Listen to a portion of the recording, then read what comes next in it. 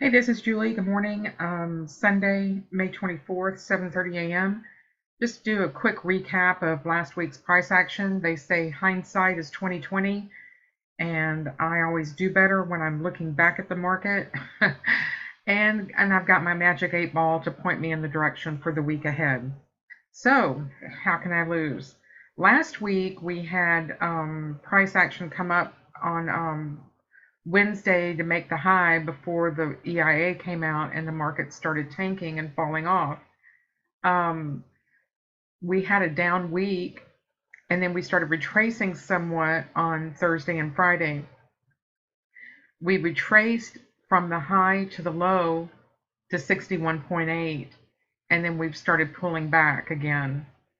So the Fibonacci level of 61.8 retracement would take this down to 56.68, which coincides with an April 22nd and April 23rd bottom support. So I'm looking for that's confirmation of where I want this market to be giving me a bounce. So I'm gonna, as long as price is trading below the point of control and below the previous VPOC or VWAP. These are VWAPs, VPOCs are often interchangeable with VWAP. I have a point of control system, so I'm going to say previous VPOC and my current VPOC. As long as it's below the previous, that's in the direction I want to be trading, and I'm going to take this down to 2360. And that brings me to a small discussion on how to trade these value areas. You have a value area high and a value area low and a point of control in the middle. And I have these with these green lines with the yellow in the middle. I want to see the direction to be consistent, so I always know the right side of the market to be trading on. When I get a value area low breakout with my point of control also breaking through a previous point of control, this yellow line, this was a huge sell right here and a huge opportunity to make a boatload of money, and I'm going to be watching for these opportunities. Anytime my current point of control is below the previous point of control and I'm in a down market, I'm going to be hitting the pedal to the metal and trading that outside value all the way and trend trading it, trailing it as far as I can. And when I trend trade, you have to have a loose stop. You may want to, if you're like me, I know that it's almost impossible for me to do that. I'll get out of the market and then get back in, more like it. I don't like to sit through the retracements. But this is the time to get our money. We want to be trading in the direction that the point of control is, especially when it crosses these previous levels. When it crosses a current value area low and a previous VPOC, just start taking cash from the market and say thank you, okay? When it's in between the levels, just stay out of the market or just trade the levels.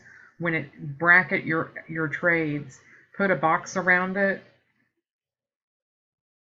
and when it hits that line and comes back in, buy, or when it hits this line and comes back in, buy or sell, you know what I'm saying? Trade the line.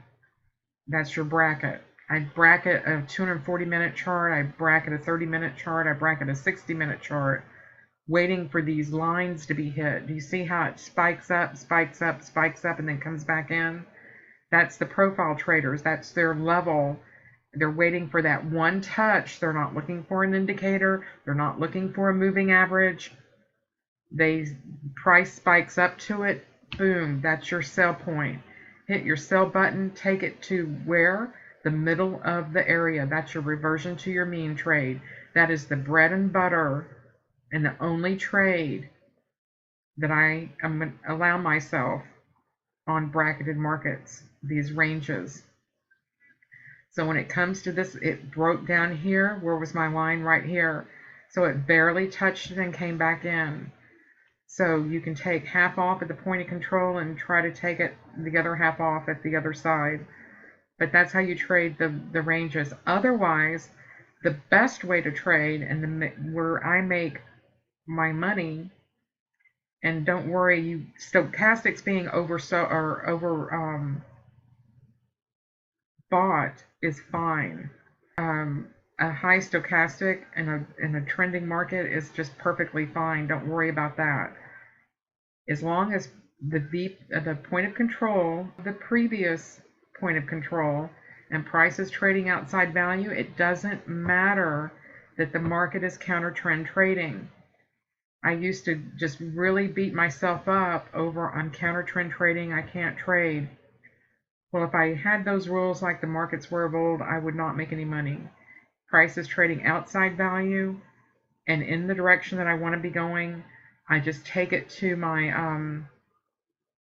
Fibonacci areas, and this is where the market gets confused. The first one, 38.2, had it turned back around here and come down, we would have had a much bigger flush. Same thing with 50%. Had it turned here, we would have had a flush further than where I think we're going.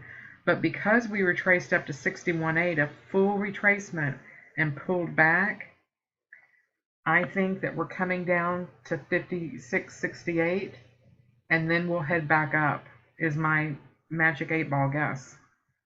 Okay, this is just me guessing. This is not, I don't know anything.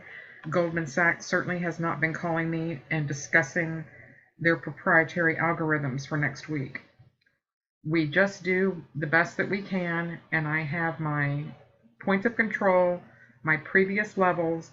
I know that when price comes to an upper level or a lower level, I need to be watching for a reversal and follow the trading. Like I said, bracket your range trades. You trade the extremes, and then you trend trade outside value when your point of control is going in the right direction. In this instance, it's going short, so I want my point of control to be below the previous point of control.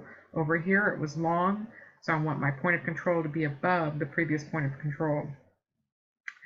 So I'm expecting this VPOC shift to come back down and come to 56.68 and then give my level a bounce, is my guess.